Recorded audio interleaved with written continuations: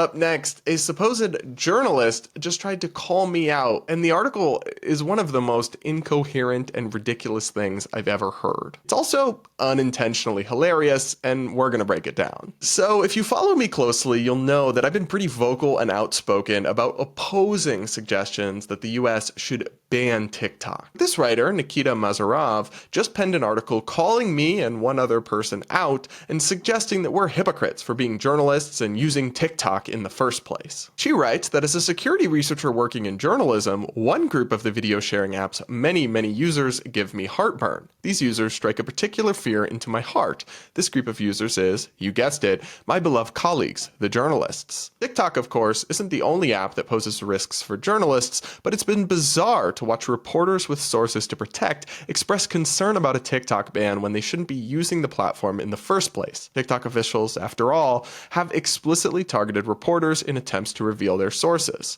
My colleagues, nevertheless, seem to be dressing up as bullseyes. The gist of the article is that journalists shouldn't be opposing the ban on TikTok because journalists shouldn't be using TikTok because it could compromise the sources that they use for their reporting. If all she was arguing was that journalists who have highly sensitive sources and report on things where they wouldn't want their sources exposed shouldn't use TikTok, I'd shrug my shoulders and I'd say, okay, maybe that's a valid point, I don't really know. But that actually has nothing to do with whether you support the federal government banning the app for hundreds of millions of Americans. And why this article went on to mention me as one of only 2 examples it cited is truly beyond me. Again, she writes in The Intercept, impassioned pleas by reporters to not ban TikTok curiously admit TikTok's most egregious attacks on reporters. In his defense of TikTok, the Daily Beast's Brad Polumbo offers a disclaimer in the first half of the headline. TikTok is bad, banning it would be much worse, but never expands upon why.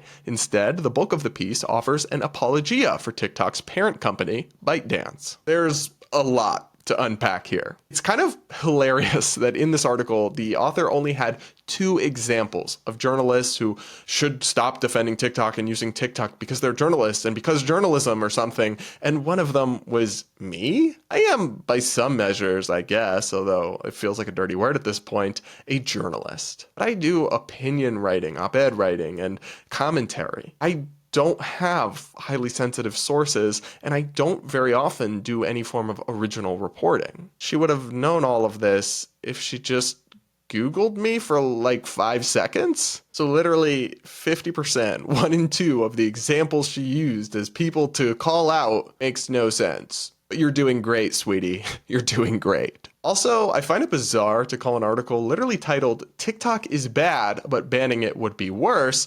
apologia for ByteDance, the parent company of TikTok. There's no apologia in the article, really, unless that's what she calls simply correcting factual misunderstandings about TikTok and its ownership. She then straight up lies by saying that I never go on to expound upon why banning it would be bad. I do, at great length. This was actually one of the longest articles I've written in some time. I give 3 main reasons TikTok shouldn't be banned. One is that while the national security concerns are real, they're vastly overhyped and mostly purely hypothetical, and they can be addressed through much less drastic measures than completely banning the app. Secondly, TikTok contributes to billions of dollars of economic activity in the US, and entire small businesses and careers would be destroyed and ruined by the app being banned. And thirdly, censoring an app that hundreds of millions of Americans use to express themselves would be a huge First Amendment violation and one of the biggest acts of censorship in modern American history. But tell me more about how I never expanded upon why, Nikita. Anyway, she goes on to conclude that the security and disinformation risks posed to journalists are, of course, not unique to TikTok. They permeate, one way or another, every single social media platform. That doesn't explain journalists' inscrutable defense of a medium that is actively working against them.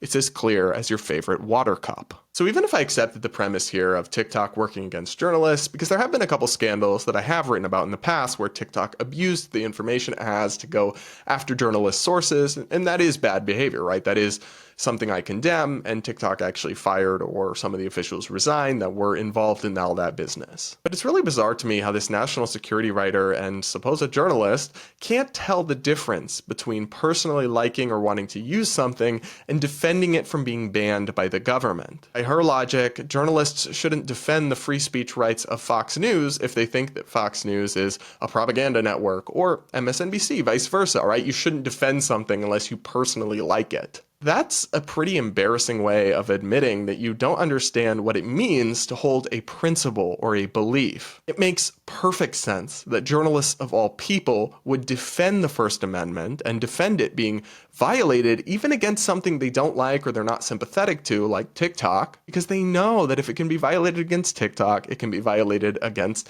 anybody. And finally, just a hilarious final note. The Intercept included this at the bottom of the article. Editor's note, you can follow The Intercept on TikTok here. This is just hilarious. Just chef's kiss.